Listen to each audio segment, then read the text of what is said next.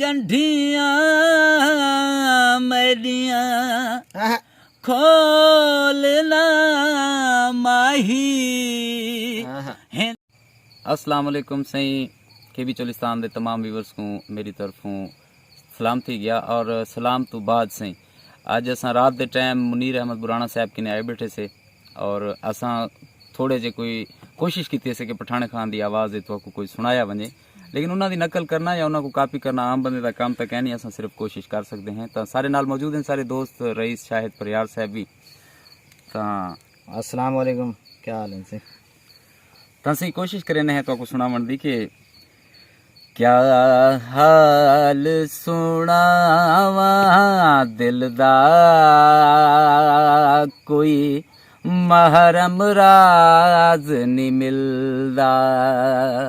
क्या हाल सुनावा दिल दा कोई महरम राज नहीं मिलदा। मुँह धूड़ मिट्टी सिर पायम मुँह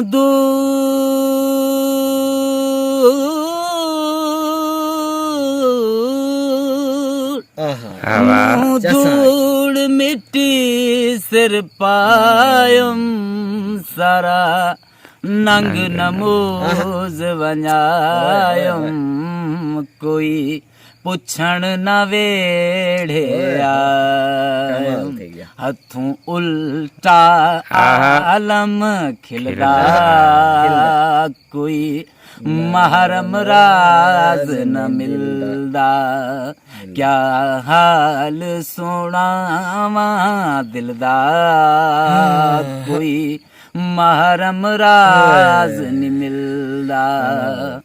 हो दिल यार किते कुरलावे दिल यार किते कुरलावे तड़ पावे ते गम खावे दुख रोवे सूल न्यारे ना पायम दस मंजिल दा कोई महरम राज नहीं मिलदा।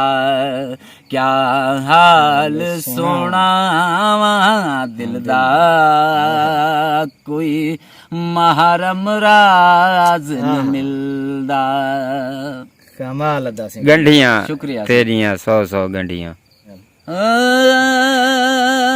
गंढियां मेरियां खोलना माही। हिन तेरियां साए साए गंढियां अटक चटक वन अखियां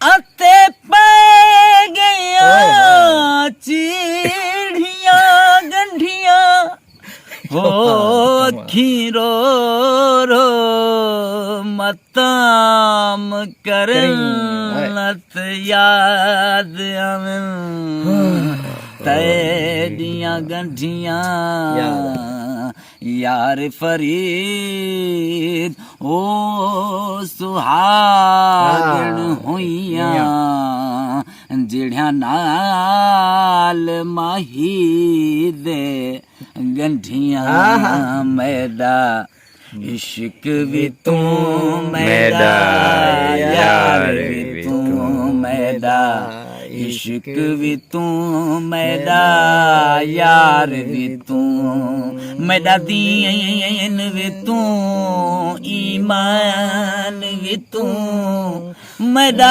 किबला काबा मस्जिद मिंबर मुसहफ ते कुरान भी तू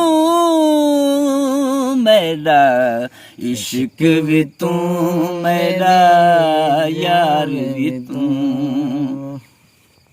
कमाल बस हाँ और आखिरी अलविदाई अलविदा भी आखूं अच्छा अलविदा हो जान अलविदाई आखिरी साहब अलविदा यकीन है एंड अल्लाह हाफिज जिक्र सोचा ठीक है सी केबी चोलिस्तान टीवी दे देखण वाले तमाम व्यूअर्स को एक दफा वला सही सॉरी यार ये तो गलत इंटरव्यू एक मिनट केबी टीवी चोलिस्तान देखने वाले दोस्तों वीडियो देखण दा बहुत बहुत शुक्रिया सही वीडियो को लाइक जरूर करे सो और कमेंट भी करे सो इन नाल साको हौसला अफजाई मिलदी है और तुहाडे तुसा साको दसा सकदे वे कि ऐसा केड़े मौजू दे उते वीडियो बनाओ इंशाल्लाह अच्छी वीडियो देखण वास्ते साडे चैनल को सब्सक्राइब जरूर करे सो अल्लाह हाफिज बेल दबावण ना भूल सो सही बेल दबावण अगर भूल वैसो तो वालो जेने सारे नवे वीडियो आसे नो तो को कहना नहीं सर ठीक है वाल परेशान थी सो